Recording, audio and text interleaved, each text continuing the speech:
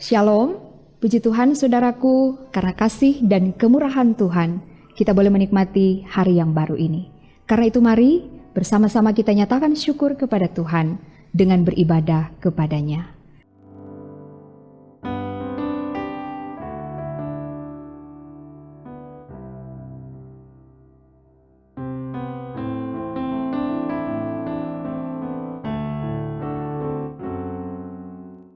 Saudaraku, sebelum kita mendengar firman Tuhan, marilah kita berdoa.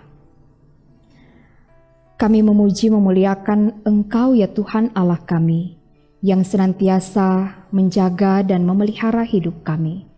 Kami sungguh berterima kasih, kami boleh diberi kesempatan menikmati hidup di hari ini. Dan karena itu, kami datang menghadap hadirat Tuhan, kami beribadah, kami mau mendengar Tuhan berfirman kepada kami. Kiranya dalam tuntunan kuasa Roh Kudus, kami dimampukan untuk mengerti maksud Tuhan dan dapat melakukan firman dalam hidup kami. Dalam nama Yesus kami berdoa. Amin. Saudara, mari kita membaca bagian Alkitab di hari ini dalam Yohanes pasal 4 ayat 13 sampai 15. Demikian bunyi firman Tuhan. Jawab Yesus kepadanya, "Barang siapa minum air ini, ia akan haus lagi. Tetapi barang siapa minum air yang akan kuberikan kepadanya, ia tidak akan haus untuk selama-lamanya. Sebaliknya, air yang akan kuberikan kepadanya akan menjadi mata air di dalam dirinya, yang terus-menerus memancar sampai kepada hidup yang kekal." Kata perempuan itu kepadanya, "Tuhan, berikanlah aku air itu, supaya aku tidak haus dan tidak usah datang lagi ke sini untuk menimba air." Demikian pembacaan Alkitab dan tema renungan di hari ini, air hidup sumber pemulihan. Saudaraku yang dikasihi dan diberkati Tuhan, ayat-ayat yang kita baca hari ini merupakan bagian dari percakapan Tuhan Yesus dengan seorang perempuan Samaria. Topiknya adalah tentang air. Kalau dalam percakapan sebelumnya Tuhan Yesus meminta air dari perempuan itu, maka dalam percakapan ini Tuhan Yesus menawarkan air kepada perempuan itu. Nah, dari percakapan ini kita melihat ada dua jenis air yang berbeda. Yang satunya air sumur dan satunya lagi air hidup. Tuhan Yesus mengatakan, "Barang siapa minum air ini," jadi menunjuk pada air sumur, "ia akan haus lagi. Tetapi barang siapa minum air yang akan kuberikan," jadi menunjuk pada air hidup, "ia tidak akan haus untuk selama-lamanya. Sebaliknya, air yang akan kuberikan kepadanya akan menjadi mata air di dalam dirinya, yang terus-menerus memancar sampai kepada hidup yang kekal." Nah, saudaraku yang dikasihi Tuhan, dari perkataan Tuhan Yesus ini terlihat jelas adanya perbedaan makna yang terkandung di dalam dua air tersebut. Air sumur hanya memberi kepuasan sementara saja, sedangkan air hidup memberikan kepuasan kekal. Air sumur bisa kering, tapi air hidup tidak akan pernah kering atau selalu tersedia. Air sumur bersumber dari mata air, tetapi air hidup adalah mata air itu sendiri.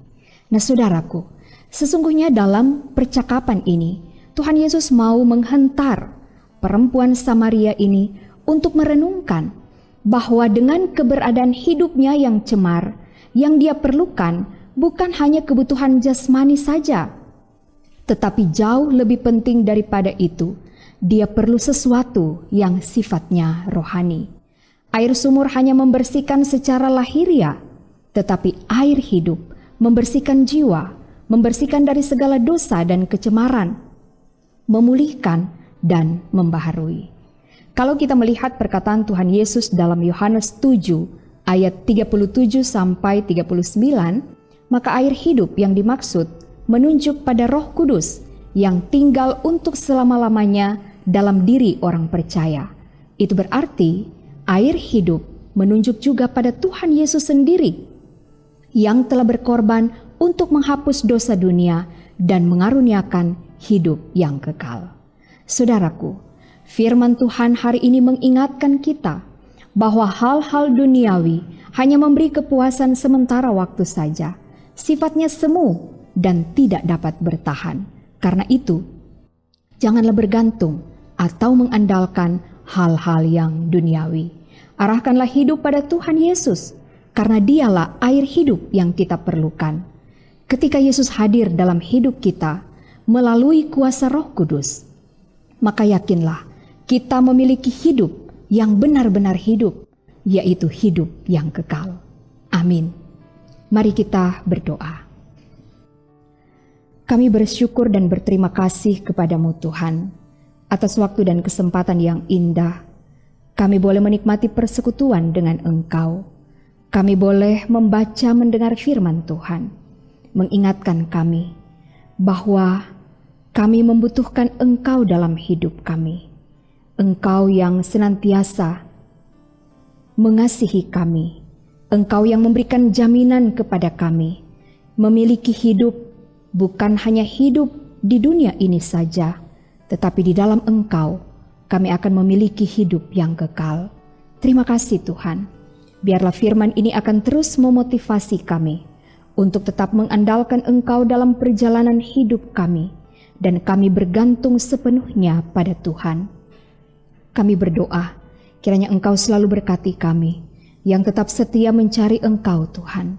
Kami berdoa setiap orang yang tetap setia untuk bersama-sama mendengar firman Tuhan setiap hari.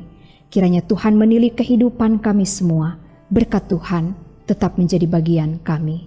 Dan kami berdoa seluruh kegiatan pelayanan yang ada di tengah jemaat kami, bahkan di berbagai tempat di mana nama Tuhan diberitakan, kiranya apa yang dilakukan boleh mendatangkan kebaikan bagi banyak orang.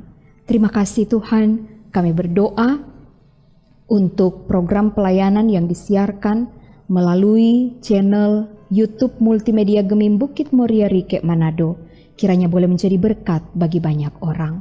Dan kami berdoa ketika kami akan melakukan segala aktivitas, tugas kerja pelayanan dan pengabdian kami, biarlah semua ada dalam tuntunan Tuhan. Terpuji namamu ya Tuhan, karena kasih-Mu kekal untuk selama-lamanya. Amin. Saudaraku, demikianlah firman Tuhan di hari ini. Terima kasih telah bersama-sama mendengar firman Tuhan dari channel YouTube Multimedia Gemim Bukit Moria Rike Manado. Selamat beraktivitas, jangan lupa untuk tetap berdoa, rajin baca Alkitab, lakukan kebaikan dan jadilah berkat. Tuhan Yesus memberkati. Shalom.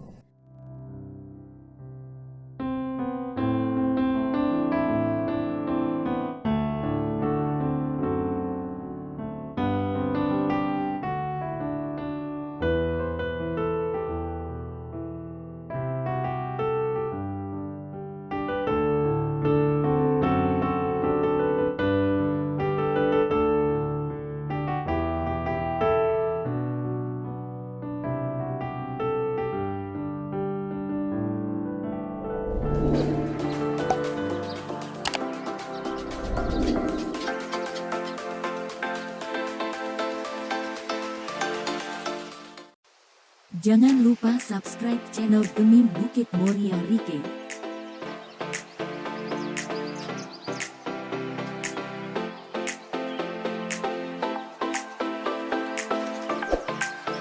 Dan nyalakan lonceng di samping kanan untuk memperoleh info terbaru mengenai ibadah-ibadah yang dilaksanakan.